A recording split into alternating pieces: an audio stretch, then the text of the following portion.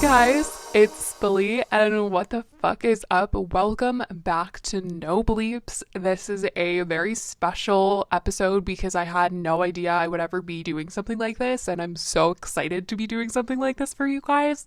But basically, I'm going to be reviewing Rare Beauty, and I'm so pumped. Like, I love any excuse to try out new makeup, and I know that I don't know, like I'm a drama channel, commentary tea channel, but a lot of people that I talk about are beauty gurus. And I know that a lot of other channels that make tea videos or commentary or drama videos that are also focused on the beauty community also really like makeup themselves.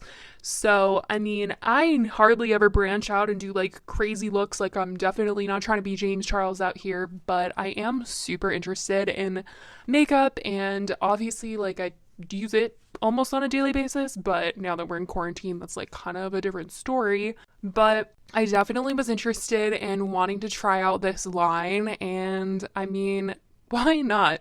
I feel like there's been a lot of talk about this because there's been so many celebrity and influencer makeup brands recently that there's been a lot of drama surrounding it. I mean, we had the entire like James Charles and Manny MUA being really upset when they heard about Alicia Keys possibly coming out with the line, and then Lauren Conrad. So I was like, I might as well just give this one a shot, and everyone has been reviewing it, so I was like, I need to see what the hype is about and give you guys like the actual tea on whether or not this is good, because I feel like I'm kind of picky when it comes to makeup. I mean, I can tell you guys my makeup routine, it's super simple. I literally use the It Cosmetics CC cream, and I use some mascara. My favorite one right now is the Hourglass Unlocked Instant Extensions mascara. I love the Tarte eyelash curler. I swear by it. I don't think anything else does your lashes like it does that. And sometimes if I'm feeling a little crazy, I'll put my freaking hot iron over like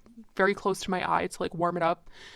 It sounds dangerous and I don't advise, but it works for me. It curls those lashes. I've also heard people do like blow dryer to their eye. Please don't do it because I told you that it worked for me, because that sounds super dangerous. I don't want any of you guys to burn yourselves. But that's kind of like the only thing that I use besides brow pencils. I'm so lame when it comes to everyday, but if I need to do full glam, I'm gonna do full glam. And I know this may be controversial, but my favorite eyeshadow palette at the moment that I'm going to reach for is the Tati Westbrook eyeshadow palette, the one that she came out with. It's honestly really bomb. I mean, those glitters, I just have a thing for glitters, so that's why I like it. But you guys, I'm so excited. I ordered this the day that Selena Gomez's line for Rare Beauty launched, and I mean, I'm so excited. I first ordered a foundation and concealer and a little sponge, and then I went back to order some more stuff because I was like, I want to do a review for you guys. And I thought that they were lipsticks at first, but they're actually lip balms that she's selling, and I was like, okay, wait, I need that because I love a good lip balm. So I have the boxes here in front of me. There's 2 different boxes. The packages that I have are exactly the ones that you guys will get if you order them online, because I paid for them myself. And there's actually an option online where if you order them, you can ask for it to be like limited packaging, because there's like tissue paper in here. Each of the products, like, they come in an individual bag, and you can request to not have those baggies and extra little things, which is really nice for the environment, because packaging is so excessive these days, and we definitely don't need to have all of that jazz sometimes. But all of the shipping materials are 100% recyclable. And the box is really cute. When you open it up, it says, "You are rare. This is makeup made to feel good in without hiding what makes you unique." So basically, like, the whole theme of it is that, it's not going to be super full coverage. It is basically just to, I don't know, like, make you feel better, or I don't know, make you feel good. It definitely doesn't like cover up all your blemishes, but it does make you feel just like a little bit more put together, I guess. But some things that I've found about this makeup line is that there are some fun facts that come with this makeup line. So basically, the packaging of the products, like the foundation, for example, they have a little ball on the top of it for people that struggle with arthritis or lupus, like Selena Gomez, and it basically makes it easier for them to open up these items. And I think that Selena did a really good job of kind of making this line very inclusive. I mean, just down to the shade range, there were so many shades to choose from with a foundation. And that's what really excited me about this brand, that they were really trying, and it wasn't like something that was thrown together. It wasn't like one of those celebrity looking cash grabs, that's for sure. It seemed like she put a lot of thought into this line, and the fact that she wanted to make sure that people that struggle with opening things had like an easier way of opening them. I really like that. And apparently there's like a reason why the brow pencil, which I did get, is thicker than what most people expect a pencil to be. And the eyeliner tip as well. It's basically to help people with motor difficulties and those who struggle with precision.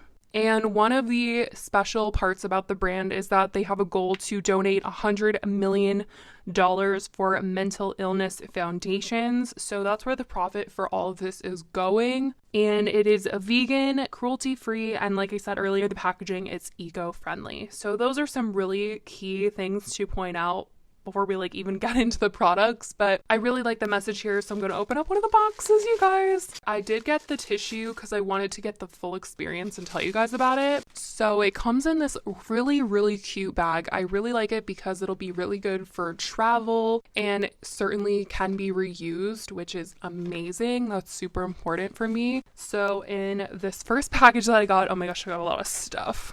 I've got the Illuminating Primer. I think this is the sample. It's a really big sample. Oh my gosh. And then I got a lip balm. One is Honor, the other one is Thankful. And then I got the liquid luminizer in Enlighten. You guys, I got so much stuff. And in the other box, I got the multitasking sponge. I got the eyebrow pencil in deep brown. You guys, it was kind of hard to choose the colors for foundation and for the eyebrow pencil because I had no idea whether I was like the lighter brown or the darker brown.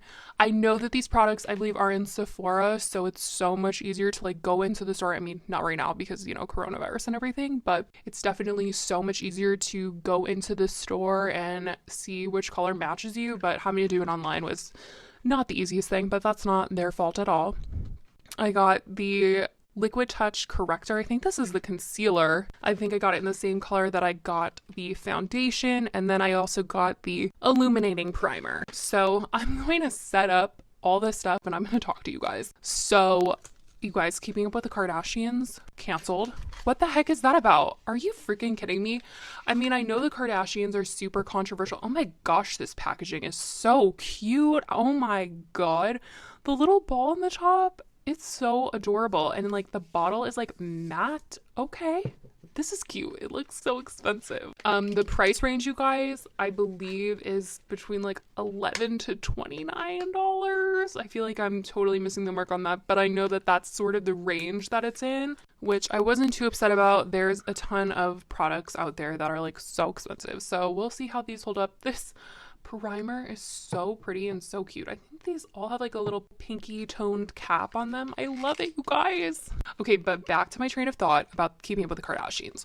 What the fuck? I mean, I know Kourtney was leaving the show because she was uninterested, okay, but she didn't need to take the whole freaking family with her. And I know that a lot of people have their thoughts about the Kardashians and they don't like them. I mean, I'm not like their biggest fan, but the show was so entertaining and it gave me something to watch or look forward to watching when there was like nothing else on TV. And it gave something to me to talk about with my mom because we both would watch it and talk about it with each other and like gossip about it. I mean, do you guys think it was like a good decision for them to end it? I feel like the show kept them really relevant, and them kind of leaving the show and being on TV would kind of make them a little irrelevant. I don't know. Like, I feel like the show is what makes people talk about them so much and talk about their personal lives and all this stuff. But now if they're not going to be on TV, I don't know how it's going to be. I know Kris Jenner wouldn't steer them in a wrong direction because Kris is always trying to chase the money, but I don't know, you guys. It's crazy. I think that Khloe definitely wants to be with Tristan in secret without people coming at her and hating on her. I think Kim is trying to keep her life very much to herself because, well, things aren't looking the best right now. Everyone's kind of growing up and moving on, and I wonder if them being relevant and at the top of their game is going to kind of dwindle because they're not doing the show anymore. I don't know, you guys. Let me know what you guys think. I heard it was kind of because of negotiations with money, like they wanted more money to renew this show, but the views were going down, so I don't know if that's the reason why they decided not to do it. But anyways, you guys, I've got everything opened up here. I've got everything in front of me, and I'm stoked. I'm so excited. So I'm gonna go in with the Illuminating Primer. I'm gonna open this up. It's got a little pump, so I'm just gonna pump it on. It looks shiny. I'm kind of scared. So you guys, I'm filming in front of this mirror, and I have the microphone like hooked up next onto this like dry shampoo bottle sitting on an alarm, because it's usually like me holding it, but it's a very small mic. The setup right now, it's a little interesting, but anyways, okay, I just put this primer on my face and it felt all right. I mean, I honestly, to be honest, I don't really use primer, which is a very bad thing, but it feels all right. It feels kind of like a light lotion, like a light face cream that I just put on. Doesn't seem too shiny at all, so that's a good thing. So I'm gonna try the foundation right now, and hopefully I matched it right. I think I kind of maybe did a good job. The foundation color that I'm using is 170W. Not that you guys even know what my skin color looks like, but maybe now you can envision it, because I just told you the shade color, even though it looks a little light, but I think it'll kind of work. I like that the foundation has this little brush on the end of it, and I'm going to use the sponge that they have on the website, like their own version of a beauty blender that kind of looks like a diamond. I think this foundation is a little light. Oh, you guys, I think a little goes a long way here. I think I may have effed it up. Oh god, oh no, it's very oily and light. Actually, you know what, it just needs a little love. It just needs to be blended a little bit.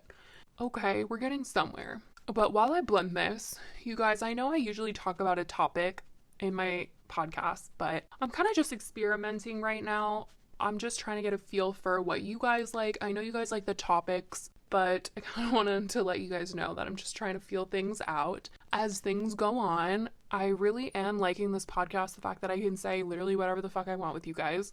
It makes me feel closer to you guys, even though you don't know who I am or my identity, but you know, it's just little old me making these podcasts for you guys because I just want to be more connected. And I'm still going to do my segment, my Q&A segment at the end of every single podcast. And I do have a couple topics to cover after I do this entire review, or as I do this review that happened this week. But, you know, not every week there's something that's super crazy and inappropriate that kind of goes on that I can't really discuss on my YouTube channel. So I want to be able to kind of come on and talk to you guys about things. Like I have an episode about, am I Morgan Adams? Because I know you guys are dying for me to confirm or deny. And just like deeper questions, talk to you guys about relationship stuff, because I do have a boyfriend. I've talked about that in my last podcast. And just kind of get deep with you guys. Okay, you know what, you guys? I love this foundation. I think I picked the perfect color for me. And this sponge actually really blended it in really well. So what I'll say is it's definitely not full coverage. I think you could definitely build it up. At first I thought it was going to be a little too oily, but right now it's like set into my skin so nice. I think the top of my forehead is like a little dry right now, just with the weather and everything, so that's why it kind of looks a little weird. At least I hope that's me and not a product thing. But other than that, I actually really like this, and I could definitely see myself using it. It's so lightweight, so go Selena. So far I'm into that. And what is this? This is the concealer. I'm gonna go in with the concealer. Like I said, I got it in the same shade that I got the foundation in, so I know that this is going to work out, thank the Lord. But while I blend this in, you guys, I have a story about my toe. I tweeted this out and people were like honestly horrified, so I'm sorry if you guys have a thing for toes or like toenails. Like, this is definitely not the story for you. But a couple months ago, during the entire Black Lives Matter protest, okay, my boyfriend and I went to the protest and we walked for a very long time, like longer than I've ever walked in my entire life. and I wore my Nike Air Force Ones, so maybe I should sue. But I thought they were gonna be a okay shoe. I thought they were gonna be cute. I wore them to Disney before, so I was like, okay, like I'm fine. I'm gonna be all right. My toes, like they hurt so bad. They hurt so bad afterwards, you guys. I like could not even put pressure on them or like touch them the next couple of days. And I had felt this way before because I had gone to a festival where I wore shoes that were way too small for my feet and then my two toenails bruised. But I had never felt this kind of pain before. I just was like, either I broke my foot or like my toe, I like bruised my toe, or I don't know, I was panicking. So every single day I like taped down my toe because I was afraid that the toenail was going to come off. And you guys, were in September. The Black Lives Matter protests were so long ago, and like my toenail's coming off now. And I'm absolutely horrified because when I was little, I watched this. I wanted to be a doctor, and the amount of school for that. Ooh, no, I cannot. But I wanted to be a doctor, and I was watching like those TLC shows where they like do surgery and stuff, and someone like lost their toe and like they had to put it back on, and I was absolutely horrified. And ever since I had like a phobia of toes or like people touching my feet.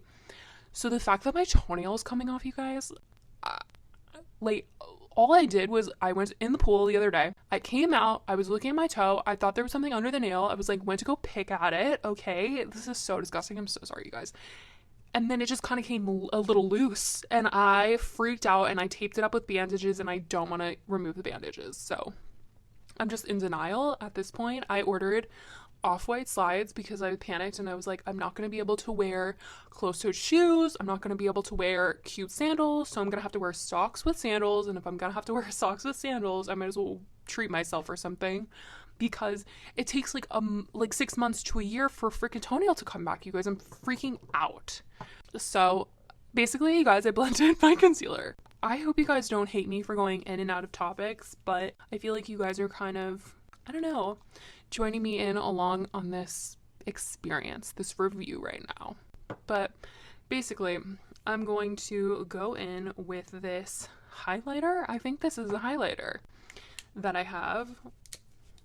I don't know, I'm like not doing things in a James Charles type of order. So the highlighter that I got is called Enlighten, or it's the liquid luminizer. Everything is liquid based, which I actually really like. I think it makes it a whole lot easier to blend stuff in.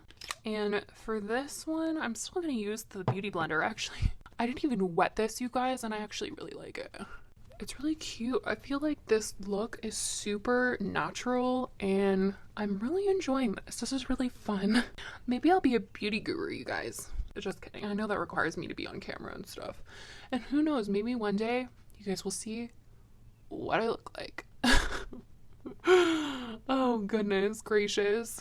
Honestly, I don't know if it's the lighting, but I really can't tell what I just put on my face. But I really like the color of this. I think that everything here is buildable. Honestly, it's just very natural. I'm going to try the eyebrow pencil right now. It looks extremely dark. Oh my god, so dark. It's too dark for my eyebrows. I think if I blend it in, it'll be okay, but you guys, this pencil is it's a little dark for me. I'm just gonna have to blend it. I got the deep brown color, and it's kind of black, honestly. It looks good when I'm blending it in. You guys are probably so mad you can't actually see what I'm doing, but it's probably for the best because I'm super unprofessional. Okay, well, that doesn't look too horrible. Oh my god, what is this? Wait. Oh my god, you guys, I just realized that it comes with like a brow gel. Oh my god, one side is a brow pencil and the other one is a freaking gel. This is, oh my god, this is amazing. Go Selena. Seriously, go Selena. That was amazing. Maybe I wish it was a little lighter in color, but that's a me problem, not a her problem. So anyways, I got two different lip balms. I got the one that is clear. Ooh, that is greasy. Which is called Honor. And then I got another one that's like a color. This one is called Thankful. This one is kind of like my natural lip color a little bit. And it's super easy to open these, guys. You guys, I think I'm freaking done. I think I just did my makeup. Honestly, I really liked the foundation. The foundation was bomb. The Illuminating Primer, I could probably live without. I could probably live without the highlighter too, but I think if I build it up, it would probably be like a lot better. But honestly, you guys, I'm for sure going to use these products. They're not going to go to waste for certain. Overall, I'm super impressed with this. This is so fun. I want to do more reviews like this, but you guys probably hate me. I don't know. Why am I so insecure about doing this review for you guys? Overall, my consensus about Rare Beauty is that I really am so down for this foundation. I think that it's just like my skin that's a little dry at the top and it's kind of not really getting covered up by this, but that's okay. I can just exfoliate tonight and I'm sure it'll look great tomorrow when I do my makeup. If I do my makeup, because like I said, we're not really doing anything in quarantine, but I really like the line. I love the packaging. Everything is so cute and adorable. I just would love to have this out in my bathroom. I don't know, it's so cute compared to the IT Cosmetics that I use all the time.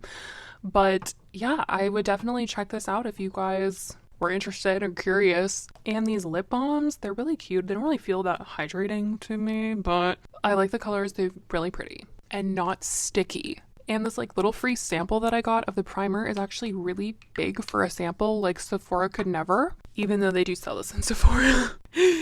Anyways, that's pretty much what I have to say about Rare Beauty. And now you guys, we're going to move on to the Q&A portion of the podcast.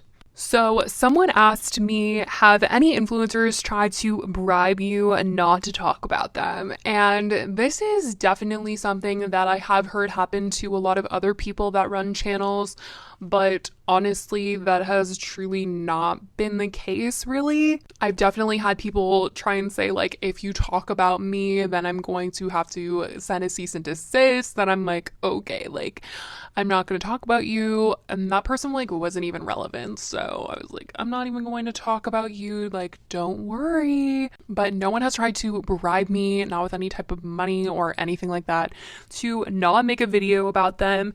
And there's another question that kind of ties into this, that someone said, are you really good friends with any influencers and therefore feel obligated not to spill tea about them? So I have talked to a few YouTubers before. Some of them follow me on Twitter or they watch my channel and have messaged me about it, which I feel like one day I'll spill the tea on this. Like, I'll do a whole episode on people that I've met or people that I've talked to before, and I know you guys are gonna freak out about that one, but I definitely don't feel obligated to like hide tea or anything. Most of the time when I'm talking about tea with you guys, it's stuff that's made public, and if I don't talk about it, I'll feel weird, like, why am I not being honest with my audience or anything like that? So, you know, I have talked to James Charles before, but that's not going to stop me from making a video about James and that sort of thing. I mean, I was talking to Jeffree Star at one point in time, and that clearly didn't stop me from making videos about him. And Shane as well and I have talked in the DMs, so that definitely hasn't stopped me from talking about him during his entire scandal. I mean, Jeffree freaking blocked me because of the videos that I made about him, so I think that definitely clears up some of the stuff about whether or not I'm honest in my videos, which, you know, there's nothing that anyone could say to me that I would be like, I'm not going to make a video talking about you or anything like that. I mean, I just feel like I have to be real. Otherwise, the people watching, like you guys, are just going to think that I'm some sort of phony. And I'm really not trying to be bribed or be on the payroll. Like, I don't even know anyone that's on the fucking payroll. I mean, I know that people kind of got that joke. Like, there was like a running joke, like, oh, I'm on the payroll. And Ashley Kyle made a video about being on the Jeffree Star payroll, but I think the way that she titled the video kind of made it seem like Jeffree had paid her money to talk about him or talk about James Charles, but that really wasn't the case. It was just he was giving her inside information, which led her to being one of the first people to break a story about Dramageddon last year. And if you're the first person to get a video out, if you're the first person to get tea out, you're going to get the most views, most cases. And so as a result of that, her AdSense that was paid from Google and YouTube was a lot higher that month. So, you know, it wasn't like Jeffree Star paid her out of his own pocket to talk about that stuff. You know, he just kind of helped her out, and therefore she got paid a lot of money in ad revenue that month. But I don't think I know a single person that's actually on a payroll with a YouTuber. It just doesn't exist in my mind. I really don't think that's like an actual thing that genuinely happens. But who knows, maybe I'm just oblivious to stuff that's going on. Someone said, how is it to be a T channel? What does it do to your mental health? And is it stressful sometimes?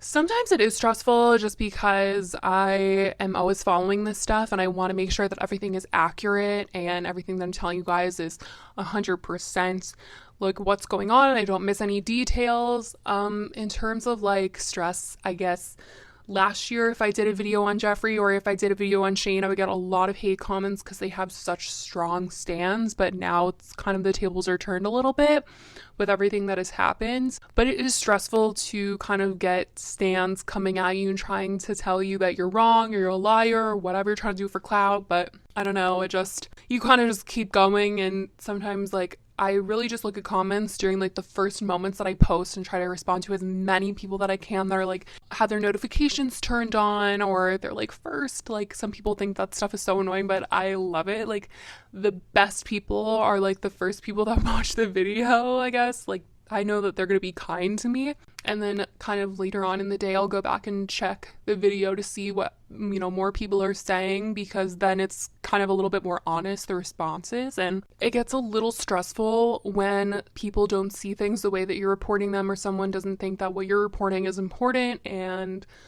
you don't want to look dumb. I guess it gets stressful then. And if someone isn't responding to a video the way that you thought that they were going to respond, then it kind of stresses you out or like can ruin your whole day if something that you said got taken out of context. But I don't know, I just try and think like it'll blow over in a day or two and then we'll move on to the next one, or by the next upload everything will be okay. That's kind of just like the mentality. You can't really get stuck in it, otherwise it can eat you up. I definitely know a lot of people that get really affected by comments, and me too, obviously, but you got to keep moving and just know that what people are thinking is not going to last forever, and you can't really talk to everyone. I try and respond to as many people and say, hey, sorry you thought about it that way, like this was my train of thought. So sometimes it is stressful. But someone else said, as a T channel, how many false copyright claims have been made to try to silence you? How do you handle the backlash from the public and stan culture?